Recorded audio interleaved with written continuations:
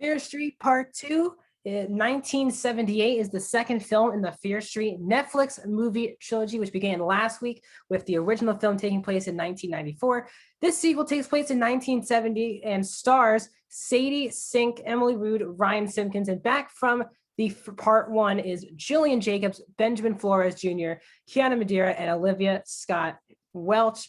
The film once again takes place in a camp in Shadyside in 1978 as another Shadysider is possessed with the urge to kill, led by who is trying to go after Ziggy, who is played by Sadie Sink, who connects directly to part one. This film is an hour and 50 minutes long and is rated R. Welcome back to a brand new movie review here on Max. We're talking the second movie in the Fear Street trilogy. Before we start this review, guys, please leave a like, guys. That's the best way to support this YouTube channel. Helps the algorithm out so more people can check out my channel. Also, please comment down below your thoughts on Fear Street Part 2. If you've seen it, tell me, did you like it better than part one, or did you like it less than part one? And how excited are you for part three? If you have not seen, tell me, will you check this one out this weekend? Have you already seen part one, or are you to wait for all three movies to come out so you can binge basically all three movies together? Also, please subscribe, ring the bell if you're new to the channel, do movie reviews, TV show reviews, movie rankings, and a box office breakdown show. So please start subscribing and ringing that bell.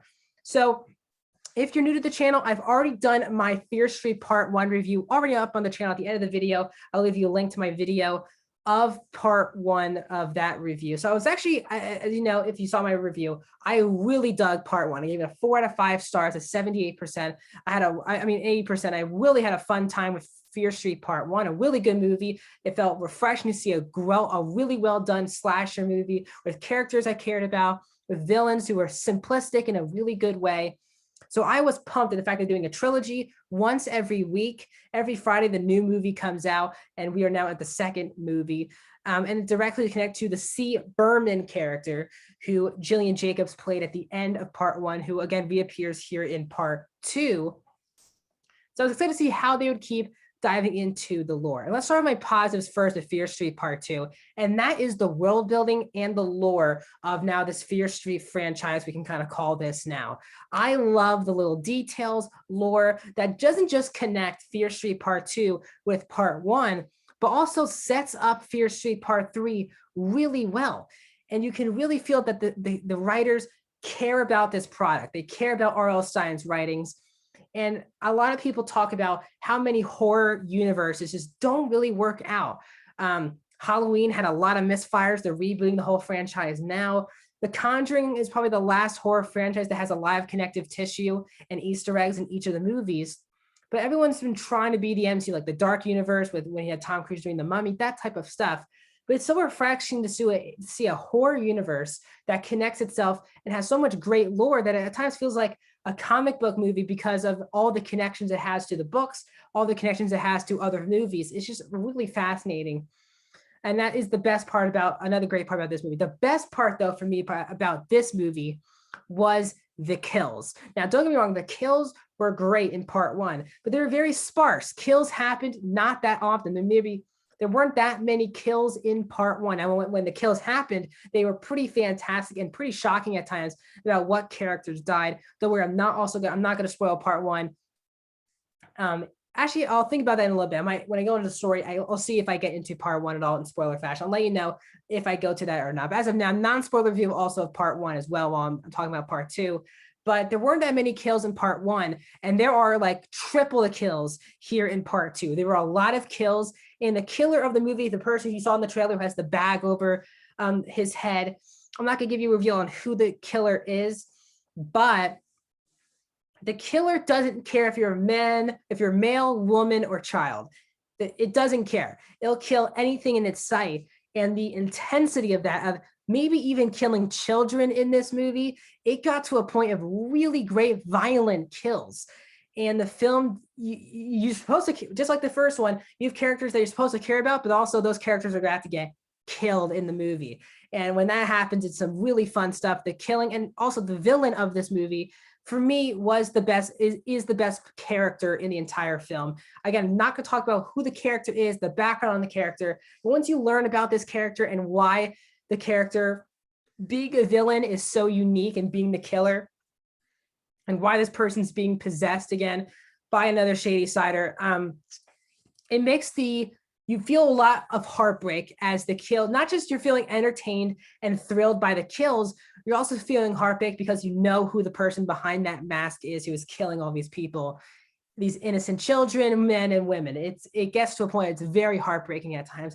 And just like the first film, the film absolutely picks up in its second heading into third act. The last, I would say, 30 minutes of this movie is so entertaining. And the movie does take a while to get started, but once it does, once our characters go into a cave, that's when the movie really feels like it's getting going. And you can feel the movie becoming more entertaining. They're exploring a lot more lore. That's when the movie for me really gets good, is when they start getting in the cave, other characters are building dynamics, and there's kills, there's some horrifying scenes. So that stuff for me, it's just another entertaining slasher film.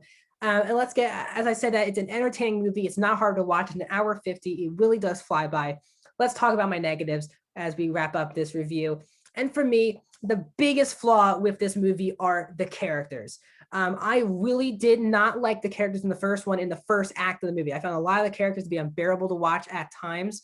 And there were conversations that were happening I just didn't care about. But once the second act happened and the investigation of what's going on in the first movie was happening, and a lot of the different character dynamics started to come out, I really did love all 5 of the main characters in the last movie.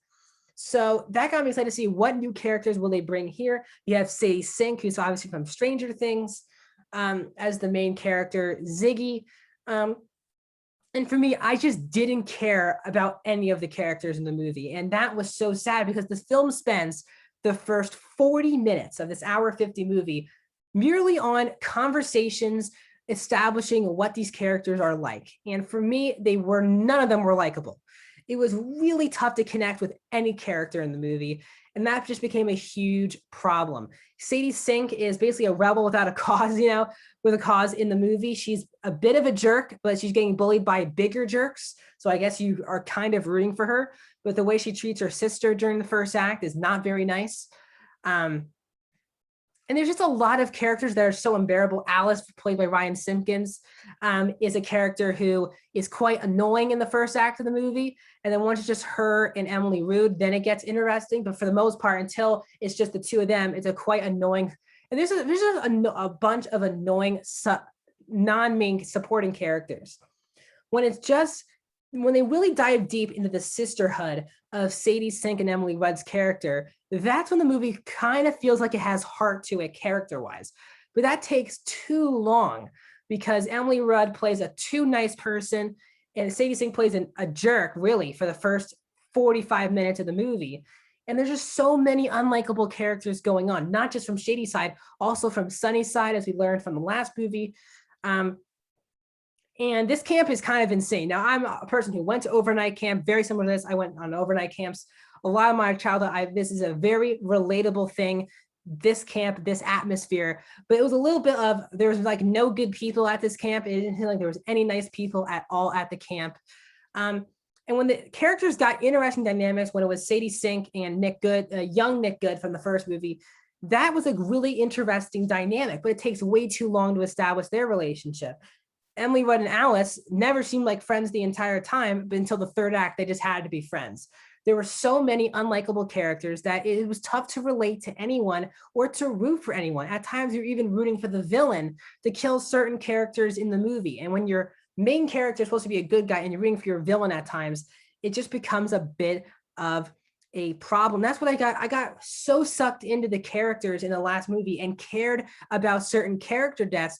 Now, while the character deaths in here are, I loved how many, the total amount of deaths in the movie, you weren't emotionally caring about any of the characters who get killed in this movie. And if you do, good for you. I'm jealous of you. I just didn't care about any of the characters who get killed in this movie. And that was just another pretty big issue with the movie. As I said, the first, I would say, act of this movie is awful. It gets progressively better. It goes from awful to meh to good at the to really good in the last. I love the last 30 minutes. I think the second act is okay, and the first act is awful. I think that there's so many awful dialogue in the first act of the movie trying to establish everything. Terrible characters who are totally jerks. that you just can't root for. And it becomes unwatchable at times as you're watching these characters who the film clearly wants you to be rooting for. You just don't care about. So that's my thoughts. I also do want to say I did unquestionably believe that Fear Street Part 1 is much better than Fear Street Part 2. I still enjoyed Fear Street Part 2 for what it is, but nowhere near the how emotional I felt about the first film. I said I gave the first film a 4 out of 5 stars and an 80%. Guys, I'm going to give Fear Street Part 2 a 3 out of 5 stars, a 60% even. Not down the middle, because I had so much fun watching this movie, and I really am having a fun time watching these two movies. And don't get me wrong, while I didn't love this movie as much as the first one, I'm still very pumped for part 3. So if you're new to the channel, please consider liking, subscribing, commenting down below your thoughts. Some people love this movie. Some people don't. It's a pretty mixed bag compared to the first one, where everyone, I think, unanimously loved the first movie. And tell me, are you excited for part 3? If you're new to the channel, I've done my part 1 review. There'll be a video right next to me. Next Friday here on the channel, I'll give you my non-spoiler review of part 3 of the Fear Street trilogy. I'll see you then.